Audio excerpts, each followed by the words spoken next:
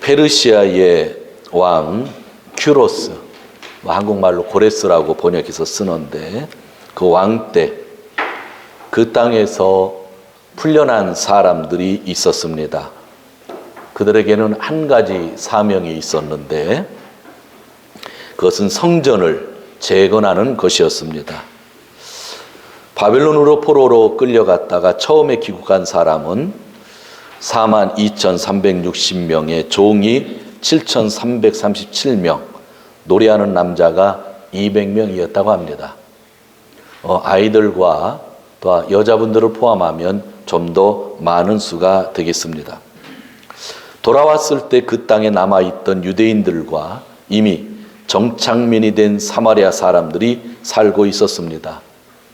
그들에게는 물질과 기득권이 있었습니다. 성전 공사가 시작될 때 그 땅에 오랫동안 살던 사람들이 찾아옵니다. 특히 사마리아 사람들이 적극적으로 도와주겠다고 합니다. 물질도 협력하겠다고 합니다. 그러나 귀환한 사람들은 그들의 협력을 받아들이지 않았습니다. 협력에 반대를 당한 사마리아 사람들이 그들의 힘을 이용하여 건축을 끊임없이 방해를 합니다. 그래서 성전 건축이 중지가 됩니다. 10수년이 지나고 기초만 닦았던 성전터는 자풀이 나고 황폐한 상태가 되었습니다. 페르시아의 왕들이 바뀌고 다리우스 왕, 기원전 520년에 학개가 예언을 시작합니다. 이 백성이 말하기를 때가 되지 않았다, 주님의 성전을 지을 때가 되지 않았다고 한다 하면서 핑계를 대고 있는 백성들에게 하나님이 학개를 통해서 말씀을 줍니다. 하나님은 그들에게 신앙에 문제가 있다고 분명히 합니다. 지난주에 우리는 이 말씀을 생각해 보았습니다. 성도 여러분, 때는 누가 정한 것입니까? 공동체가 정하는 것입니까?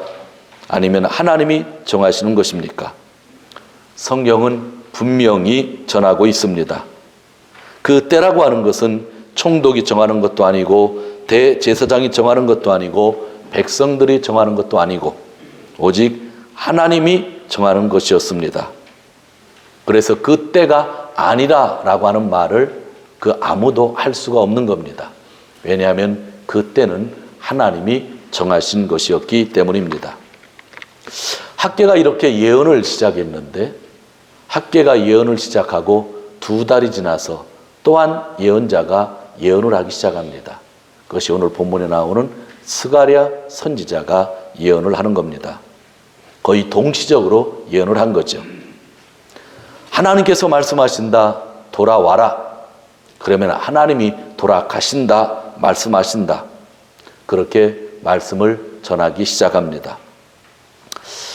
이 말씀을 읽으면서 스가랴서에는 8가지의 환상이 나오고 또 뒤에 여러 말씀들이 나와서 매우 어렵다고 합니다.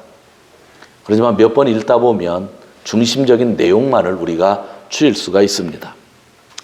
하나님께서 우리에게 돌아오라고 하는데 사람은 어디로 돌아오고, 하나님이 돌아가신다고 하는데 하나님은 어디로 돌아가시는 걸까요? 학개와 스가랴를 보면 그것이 바로 성전이라는 겁니다. 지금은 성전이 무너져 있으므로 내가 돌아갈 수 있도록 성전을 빨리 재건하라는 말씀입니다. 구약시대는 하나님이 성전에 임재하시겠다고 특별히 말씀하신 것이 있습니다. 성전이 무너졌다고 하는 것은 하나님이 백성에서 떠나졌다는 것이고, 그래서 하나님이 다시 돌아오기 위해서 백성들이 돌아와서 하나님을 만나기 위해서는 포로로 끌려갔던 사람들이 와서 성전을 지어야 했던 것입니다. 그러나 20년 동안 그들은 성전 터만 닦아놓고 성전을 재건축하지 못했습니다. 이런 말씀을 통해서 우리가 먼저 느끼는 것은 하나님은 우리 인간과 만남을 원하신다는 겁니다. 그리고 우리 인간과 만나기 위해서 성전이라는 건물이 필요하다고 말씀하신 겁니다.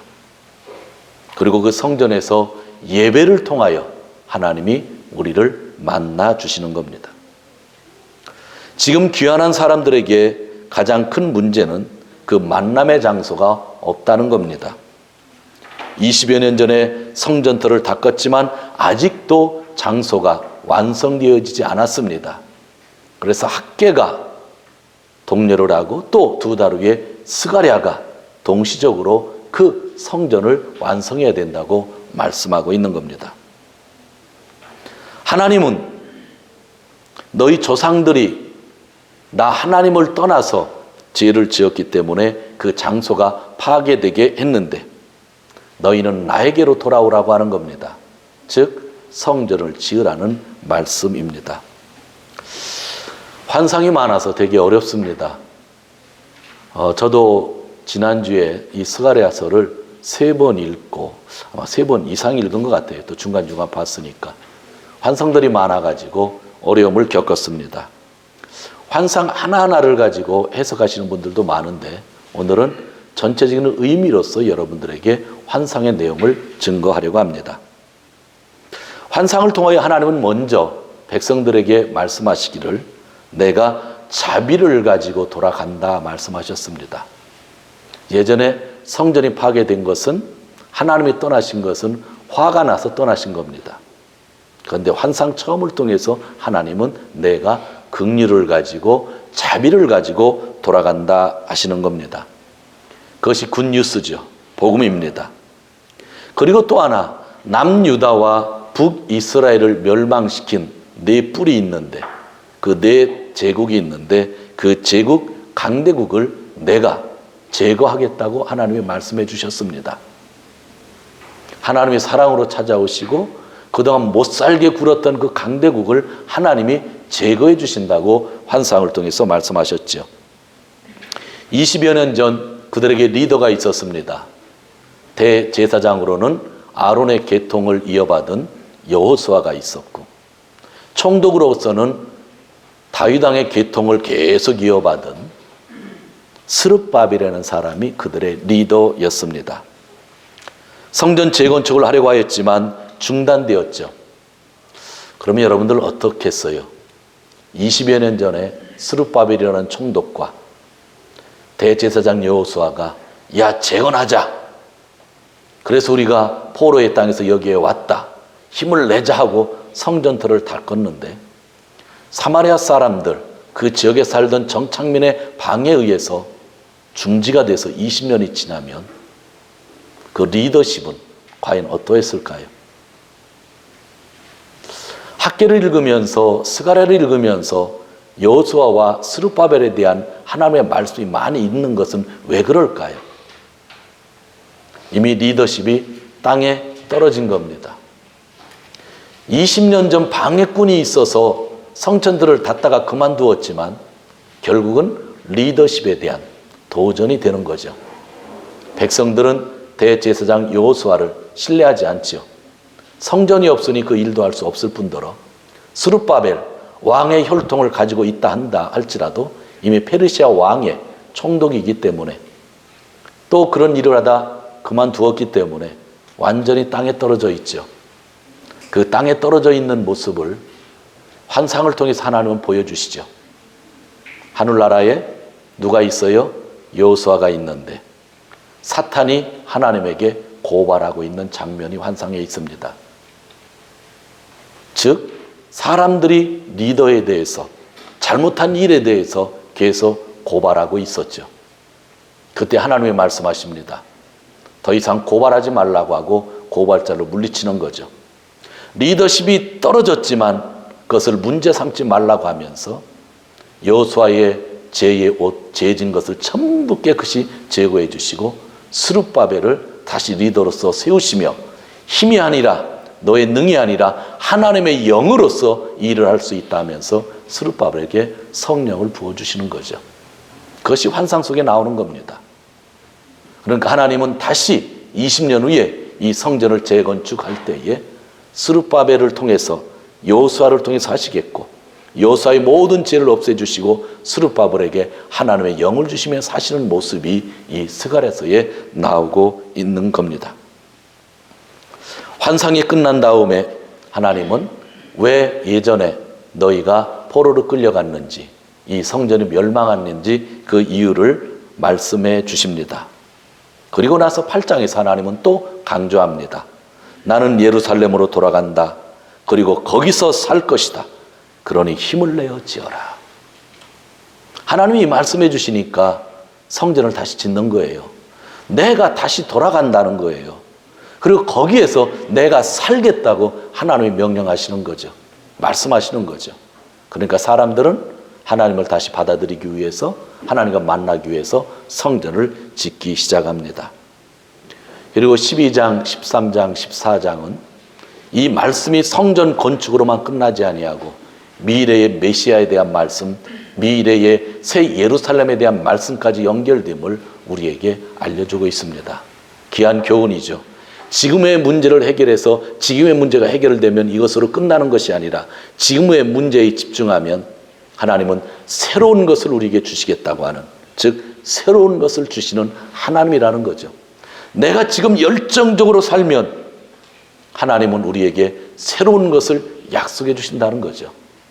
그러나 내가 게을러서 지금을 열정적으로 살지 못하면 절대로 우리는 새로운 것을 경험할 수 없는 거죠. 그래서 스가랴서를 통해서 하나님은 새로운 것을 주시겠다고 그렇게 약속을 하고 있는 것입니다.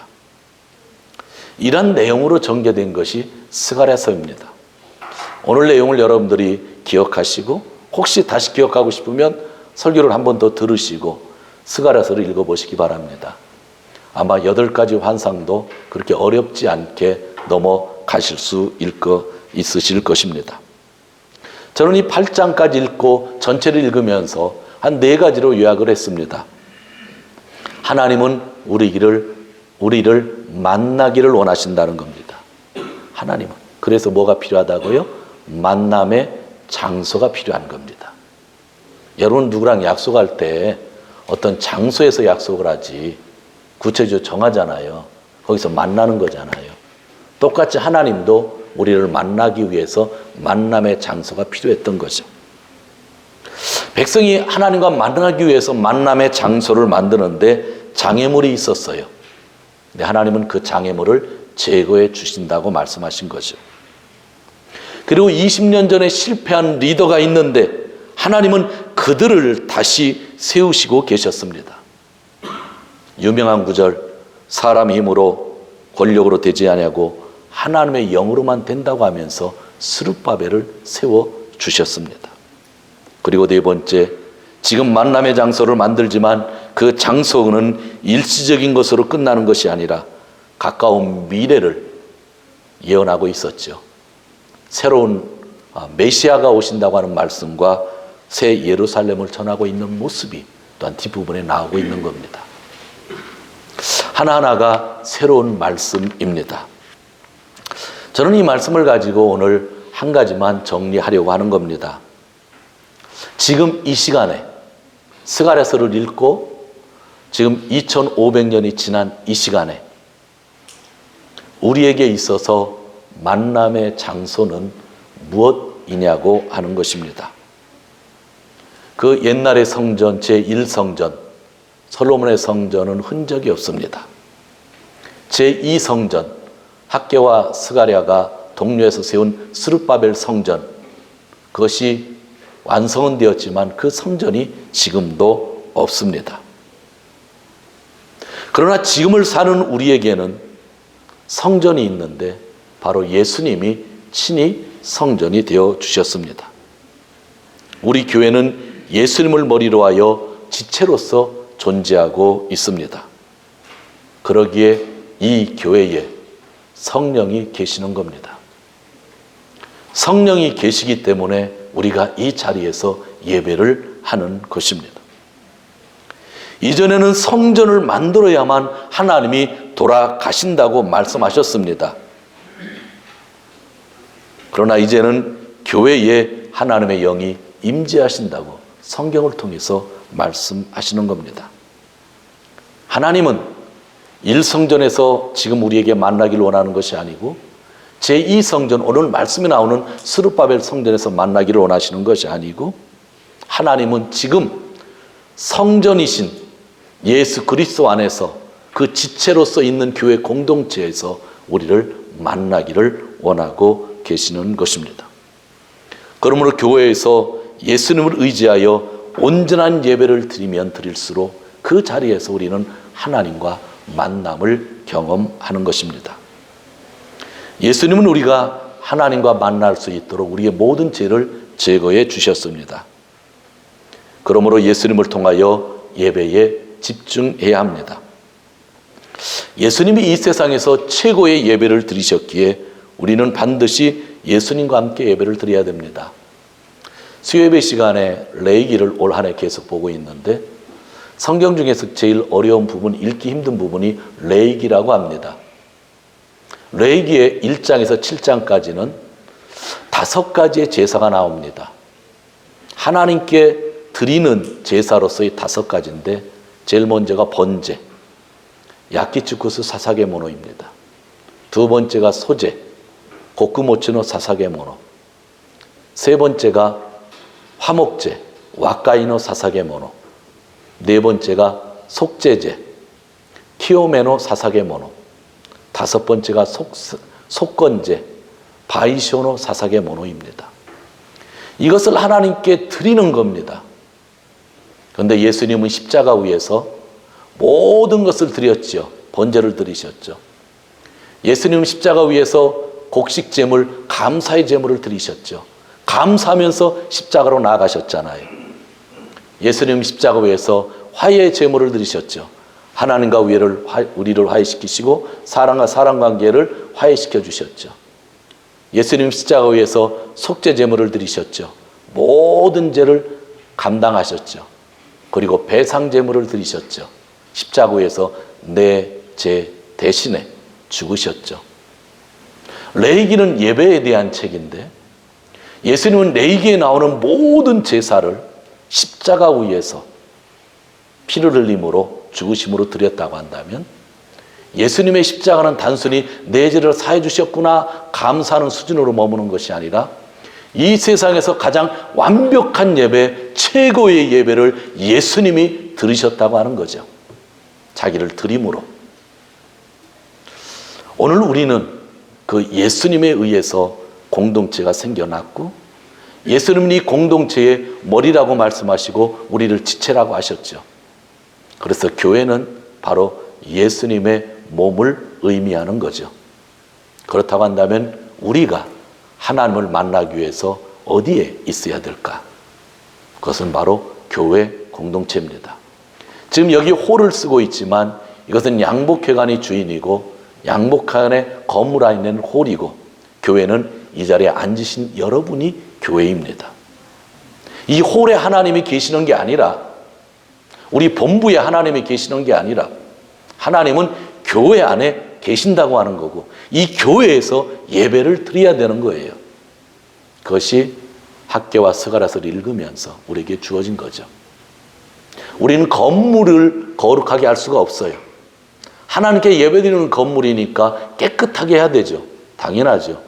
우리 집에 가면 집을 깨끗이 청소하고 우리가 사는 집이니까 집에 있는 화장실을 아주 깨끗하게 하는 것처럼 우리 모이는 장소도 깨끗하게 하는 것은 당연한 거예요. 그러나 그 장소에 하나님이 계신 게 아니에요. 우리 모임, 예수 믿는 사람들에게 있다고 하는 거죠. 예배를 하나님이 강조하신 거예요. 내가 돌아가겠다. 너희들도 돌아오라는 거죠. 만날 장소를 만들어 달라는 거예요. 옛날에는 건물이었지만 예수님의 십자가 이후로는 건물이 아니라 예수님이 계신 곳, 그 지체가 있는 곳이 바로 만남의 장소인 겁니다. 어떤 사람들이 가끔 이야기합니다. 목사님 꼭 교회만 다녀야 구원받습니까? 라는 질문합니다. 저는 이야기합니다. 구원은 하나님의 손에 있는 것이니 그가 구원받을지 안 받을지 나는 모르겠다. 그렇게 얘기합니다. 그 대신 한 가지 이야기합니다. 교회 안에서 예배를 드리지 못하면 구원받을 가능성은 거의 없을 거라고 나는 생각한다 이야기합니다. 왜냐하면 하나님은 우리를 어디에서 만나시니까요? 교회에서 만나시니까요. 이 믿는 사람들의 공동체에서 만나시니까요. 예수 그리스도를 통하여 예배를 통하여 만나시니까요. 혼자 신앙생활을 한다고 하는 것은 결국 저는 불가능하다고 생각합니다. 그래서 교회가 중요한 거예요. 그래서 교회에서 예배를 드리는 거죠. 예배를 드리면 우리는 어떻게 해야 됩니까? 예배는 구원받은 것을 찬양하는 겁니다. 이집트에서 구원받은 백성들이 홍해바다를 건넜잖아요. 홍해바다를 건너서 출애굽기를 보면 그들은 노래를 부르죠.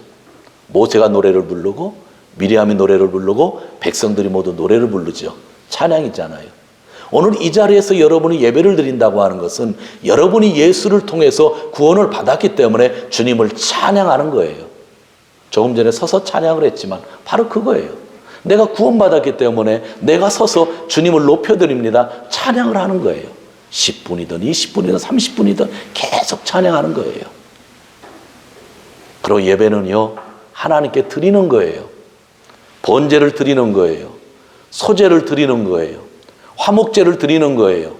속죄제를 드리는 거예요. 속건제를 드리는 거예요. 우리 예배 시간에 헌금 시간이 참 짧지만 오늘부터는 제가 헌금에 대한 기도를 더욱 정성스럽게 하고 싶은 생각이 들었어요. 성경을 읽다가 다시 깨달은 거죠. 단순히 헌금이 아니라 그 시간이 하나님께 드리는 시간이에요. 레위기 1장에서 7장에 있는 것처럼 그런 정성을 가지고 드리는 것, 그것이 예배라고 하는 거죠. 예수님은 그분의 생명을 드리셨잖아요. 온전한 예배이잖아요. 그리고 예배는 무엇일까요? 신명기를 통해 보면 하나님이 계속 말씀하시죠. 말씀하시는 거에 겸손히 받고 순종하는 것이 예배예요. 이 자리에서 말씀을 받으면 순종하는 삶을 사는 것이 예배예요. 세상에 나가서 사는 것도 그래서 예배가 된다고 하는 거죠. 예배에 있어서 중요한 것은 구원받은 것을 찬양하는 거예요. 내 열정을 다하여 하나님께 드리는 거예요. 그리고 그 말씀을 겸손히 받아들이고 순종하는 거죠. 그것이 오늘 1시간 예배 시간에 전부 나오지 않기 때문에 늘 우리가 고민하고 있는 것 아닐까요? 성도 여러분, 다시 강조합니다. 하나님은 스가랴서를 통해서, 스가랴 예언자를 통해서 그 옛날 말씀을 주셨습니다. 하나님과 만날 수 있는 만남의 장소를 준비하라는 것입니다. 이전에는 솔로몬 성전, 스룹바벨 성전 같은 것이 있었지만 이제는 예수님의 죽음과 함께 건물로서 성전은 의미가 없어졌습니다. 그리고 예수님의 부활과 함께 성전은 교회로 대체되었습니다. 아직도 성전 건축에 목숨을 거는 교회가 있다고 하면 불쌍한 교회일 겁니다. 목숨을 걸 일이 있다면 교회 공동체와 예배에 목숨을 거는 것입니다. 하나님은 지난주에 학개서를 통하여 지금의 성전은 이전보다 작지만 더 찬란하게 되리라고 말씀하셨던 것 기억하실 겁니다. 솔로몬 성전보다 지금 스룹바벨 성전이 너무나 작지만 내가 거기에 있음으로 인하여 이전 성전보다 더 찬란한 것을 너희가 보게 되리라 하셨다고 한다면 오늘 우리 교회 공동체는 그야말로 찬란한 성전이 되는 것입니다. 하나님과 인간이 서로 만나는 만남의 장소를 만들려고 하면, 즉 예배의 회복에 최우선의 사역을 해야 합니다. 저 목사에 대한 이야기입니다. 어느 때는 방해하는 사람도 있을 수 있습니다. 어느 때는 리더가 힘이 빠지고 그 부족한 리더를 보고 고발하는 사람도 있을 것입니다. 그렇다고 리더가 힘을 낸다고 되는 것도 아니고 모든 일은 하나님이 리더와 성도에게 하나님의 영을 부어줄 때 진행이 된다고 스가랴서는 얘기하는 겁니다. 내가 아무리 소리 지른다고 되지 않고 여러분이 아무리 소리 지른다고 되지 않고 하나님이 영을 부어주실 때만 그 모든 일이 진행된다고 스가랴에서 분명히 말씀하고 있는 겁니다. 성도 여러분, 저와 여러분이 교회입니다. 여러분이 교회입니다. 교회는요, 하나님과 만남의 장소가 되어야 합니다. 하나님이 찾아오셔야 합니다. 우리는 예배에 집중해야만 하나님을 만날 수 있습니다. 세상에 있는 사람들은요, 예배와 상관없이 살아요. 자기 노력한 대로 결과를 얻어요. 근데 예수 믿는 사람은요, 틀려요. 법칙이 틀려요. 예배에 성공해야 삶이 성공해요. 세상 삶이랑 틀려요. 예배에 실패하면요, 다 실패하는 거예요. 아무 희망이 없는 거예요. 즐겁지 않은 거예요. 그러나 예배에 성공하면은요, 모든 일이 즐겁고 힘내서 갈 수가 있는 거예요.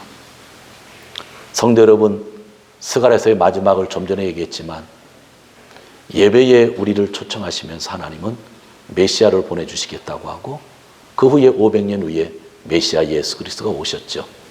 그런데 그 이후 새 예루살렘까지 보여주고 계셨죠. 그래서 우리는 주님을 기다리면서 그 예루살렘을 마음속에 담아 보는 것입니다. 지금 내가 하나님을 만나면 이 교회에서 예배를 통하여 진짜 하나님을 체험하면 하나님은 우리에게 새로운 것들을 부어주십니다. 내가 생각하지 못했던 새로운 세계를 준비시키시고 그것을 부어주시는 거죠. 짧은 인생인 것 같습니다. 저와 여러분이 세상에 얼마 남지 않았는데 진짜 하나님을 만나면서 이 예배가 교회에서 이루어진다고 하는 것에 대한 감사를 가지면서 충실하시는 삶을 살면서 새로운 것을 주시는 하나님을 늘 고백하시고 그렇게 살고 행복한 삶을 사시기를 주님의 이름으로 축원드립니다.